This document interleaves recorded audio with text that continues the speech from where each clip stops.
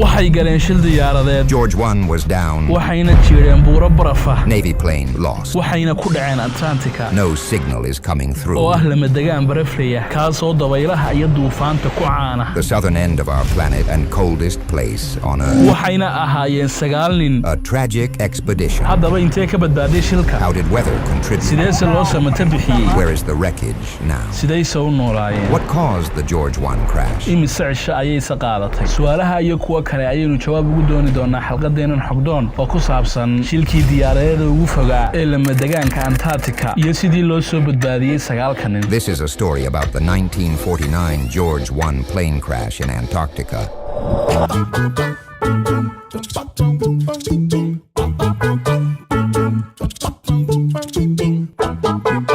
waa sanadkii 1946 waana diyaarad dagaal oo uu leeyahay dalka Mareykanku oo dul duulaysay lama degaanka barafleyga ah ee Antarctica waxaana diyaaraddaas saarnaa 9 nin oo ciidan ah oo hadafkoodu ahaa inay qaaradda barafleyda ah qabsadaan kana samaystaan saldhigyo Mareykan kuwaasoo qayb ka ahaa ciidamo 13 markaba iyo 13 diyaaradood oo ay ka mid ahay tan duulaysa Mareykankuna wuxuu rabay maamulka lama degaanka barafleyga ah maadaama tartan adduunku ugu jiray xilliga maamulkeeda kolkii dagaalkii labaad ee adduunku dhamaaday maantana qisadeenu waxaynu kaga warrami doonaa 13 diyaaradood mid ka mid ah oo lagu naanaysi jiray George 1 oo ay saarnaayeen 9 nin oo dhalinyaro ah oo laba ka mid ah ay ahaayeen duuliyayaal mid ka mid ahina uu ahaa farsamayaqaan inta soo hadhayna waxay ahayd hagayaal sawir qaadayaal iyo waliba kabtanna ciidan waxayna ku safrayeen diyaaraddaasi jawi hoose waxaana sidoo kale jiray duufaano iyo dabaylo baraf iyo hawo wata iyagoo ku duulayay masaafo hoose oo 300 mitir ah kolkay safarka ku jireen waxa ay gaadheen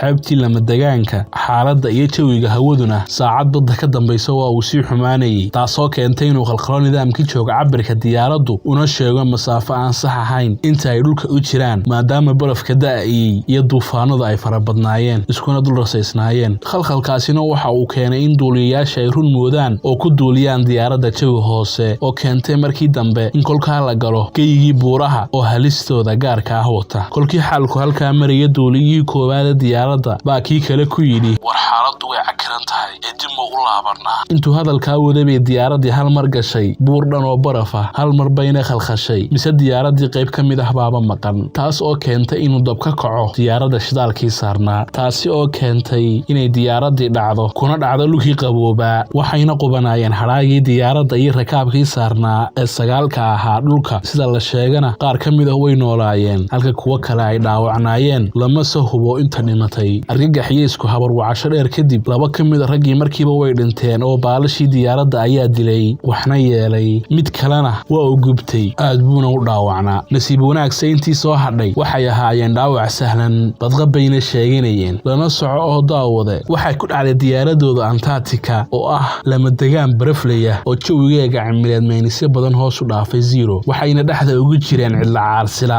lama degaana oo duufaano iyo dabaylo ba'ani ka dhacayeen taasi oo keentay ileen waa nolol ama geeriye inay si degdeg ah intii nooleed u raadsadaan meel ay dhaxanta ka galaan iyo duufaanta dhacaysa nasiib wanaagna waxa ay heleen dibkii diyaaradda oo ahaa qayb yar oo badqabta nasiib xumase waa qalaalnaa oo muu awdnayn dhinac ka mid ah taasi oo keentay inay baadhaan wax ku gufayaan daloolka ballaqan waxayna heleen baarashuud ay nasiib wanaag ku awdeen markiiba huluushii iyo godkii si ay baldabaysha iyo duufaanta isaga caliyaan kolkii ay hoyga heleenna waxay u dhaqaaqeen hunguri baadidoonkii taasi oo keentay inay helaan hadhaaga burburkii diyaaradda oo uu saarnaa cuntadii ama ceeshkii ay wateen ee ciidanku oo kolkaa ay isku soo ururiyeen isuguna keeneen hoygoogii yaraa ee macmalka ahaa halkiibayna habeenkii u hoydeen ninkii dhaawacnaana bartiisii uu jiifay bay hoy uga sameeyeen huna ku saareen maadaama xaaladiisu halis ahayd haba yaraatee aanu kici karinna nasiib xumase saacada kadib kolkii ay hubiyeen waa uu geeriyooday buu mid ka mid ah oo hubiyey yidhi oo ku dhawaaqay oo dhaawacii iyo xaaladii nololeed ee darnayd ee Antarctica ayuu darteedu darxuma dhintay sidaana waxay isugu soo hadhay 6 nin oo aan ogeyn goorta la badbaadin doono iyo sida lama degaankan barafka ah kaga bixi doonaan waxayna isweydiinayeen talow ma leydin heli doonaa mise waxaad ku tawafi doontaan barafkan 3 qaybood oo qayb ka mid ah rakaabkii diyaaradda dilay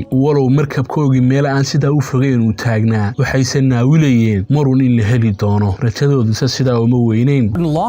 Antarctica is a story of sorrow that may soon turn into a mission of recovery. isla maalinkiiba ciidankii waxa uu dareemay maqnaanshaha ciidanka iyo diyaaradoodii iyo meeshii ugu dambeysay ee ay ku ogaayeen xogteeda waxayna u dhaqaaqeen markaa baadidoonkeyga walow duufaano iyo dabaylo ay jireen sidaa darteed bayna dibudhigis ku sameeyeen ciidankii waxayna sugayeen intuu jawigu degayo cimilada Antarctica xasilayso xogtii ay heleenna waxay ku ogaadeen meeshii ugu dambeysay ee diyaaradda lagu ogaa markii la waayay ee ay ka baxday nidaamkii lagala socday si ay u samata bixiyaan rakaabka diyaaradda haddii ay nolol ku gaadhaanba waxay ugu horreyn u baahnaayeen inay helaan diyaaradda iyagoo ku samata bixin karayay kolkaa diyaaradihii kala duwanaa walow ay ahaayeen kuwaan ku degi karin barafka oo keliya ku degi karayay biyaha taasoo adkayn doonta badbaadinta markaa maalmo kadibna kolkii cimiladii xasishay jawigii lamadegaanka baraflaha ayna u degay ciidankii oo wata maraakiibtoodii iyo diyaaradihii ayaa u dhaqaaqay samata bixinta rakaabkii lixda ahaa ee noolaa oo dibkii diyaaradda qabowga kaga jiray oo qabowgeegu ahaa -20 degree taasi oo markaa ay u raacday nin ka mid ah oo dhaawacna oo ahaa duuliyihii lagu naanlihi jiray Frenchi xaaladiisu ahayd serious isagoo xanuunka ay u raacday qabow iyo fuuqbax daran wuxuuna naawilayay haddii tiisa aanay noqon maanta in la badbaadin doono taasi oo uu hal mar isla booday isagoo riyoonaya kuna dhawaaqay waxaan maqlay dhawaqa iyo guuxa diyaarado dhanka kale lixdii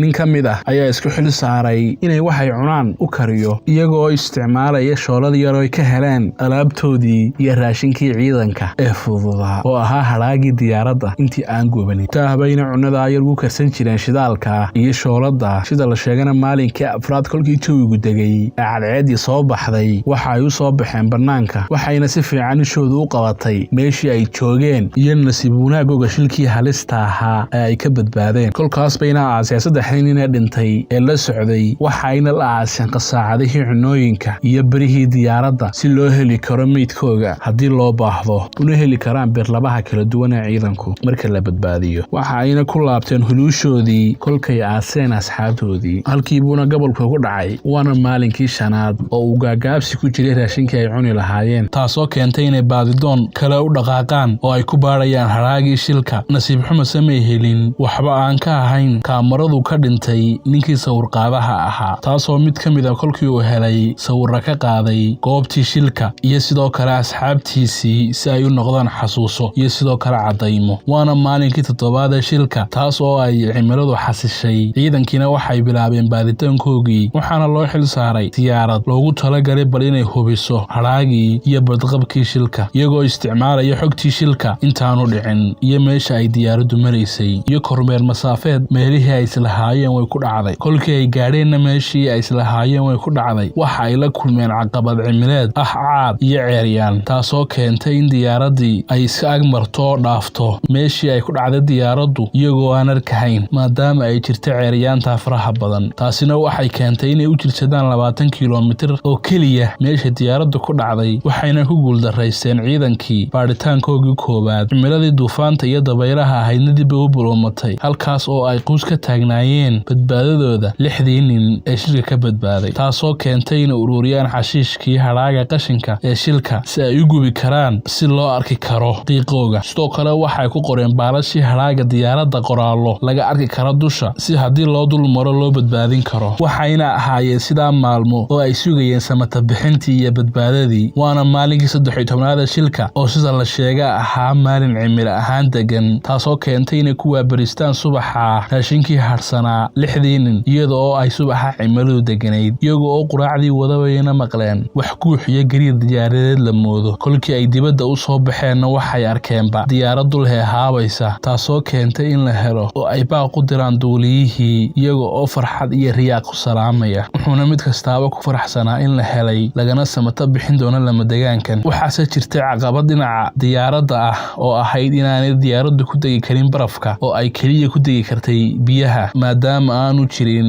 madaar iyo meel loo qorsheeyey inay diyaaraddu ku degto taasoo keentay in ay waraaq u qoraan duuliyayaashii lixdii nin oo ay u soo tuuraan taas oo ay ku lahaayeen haddii aad u lugayn kartaan harada biyada ee idiin jirta 10 mayl waanu idin badbaadin karnaa oo waxa halkaa taagan doomo diyaaradduna way ku degi kartaa taasoo keentay inay markiiba u dhaqaaqaan lixdii nin dhankii diyaaradda iyo dhinacii ay ka xigtay haradu ninkii dhaawaca ahaa ee duuliyaha ahaa ee Faranjina waxa ay saareen shay yar oo ay ku riixeen maadaama uu dhaawacnaa aanu soconna karin. Sug haddaad ka heshay xalqadan fadlan like saa subscribe-na dheh kanalka si aynu u gaarno 50,000 oo subscribe. dad intaas samaysay aynu dib ugu laabanno xalqadeena, taasoo keentay in ay u dhaqaaqaan dhankii harada oo ahaa safar aan sahlanayn iyo masaafo aan ku dhoweyn. nasiib wanaagse waa rag ka badbaaday shil oo maalmo badanna ku noolaa qabowga daran. ugu dambeynna la helay farxad iyo riyaaq bay ayay u abaareen dhinacii harada iyada oo ay diyaaraddu hagaysay dulduulaysana. safarkaasina waxa uu qaatay 12 saac inay gaadhaan harada iyada oo ay diyaaraduhu kolba u soo tuurayeen cunno iyo shayo kale oo ay u baahan yihiin, ishana ku hayeen si aanay u kala lumin. waxayna ka qaadeen sawirkan kolkii ay u lugeynayeen dhinaca harada. kolkaas bayna diyaaradii ku dejiyeen haradii. 2 nin oo diyaaradda saarnaabaana ka degay soona abbaaray dhinacii 6 nin si ay u caawiyaan una samata bixin karaan, taasoo keentay in sidii caadada ahayd ay kala dhex galaan ceerayaan baraf iyo dabayl isugu jirta oo keentay inay kala qarsoomaan isna arki waayaan labadii kooxood ee 6 nin iyo 2 nin diyaaradda ka degay. waxayna ku socdeen 6 nin dhinacii gooxa diyaaraddu ka xigtay. kolkii ay diyaaradda u dhawaadeenna waxay arkeen bohol iyo hog weyn oo u dhaxeeya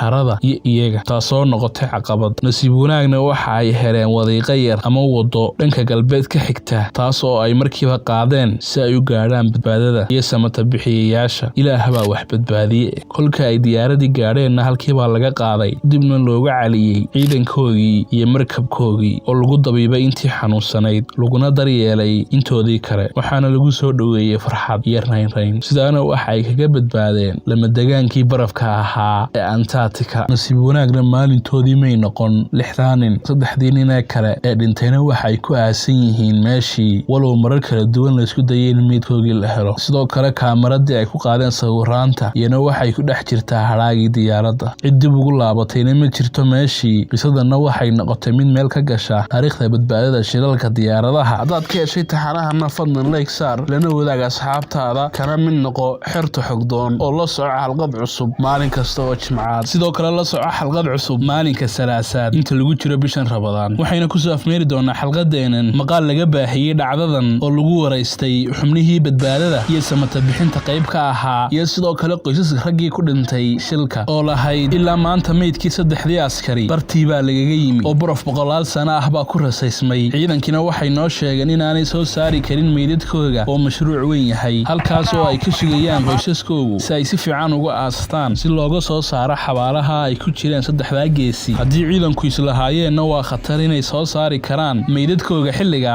maanta waxa sahli kara oo fudaydin kara mishanka technology-ga jira si looga soo saaro xabaalaha ku yaala cidhifka adduunka ee ay ku aasnaayeen ku dhowaad qarniga si loo gabagabeeyo murugada qurunta socotay. To this day, the bodies of Max Lopez and 2 comrades remain entombed under 100 to 150 feet of ice. For loved ones, those homecomings are long overdue.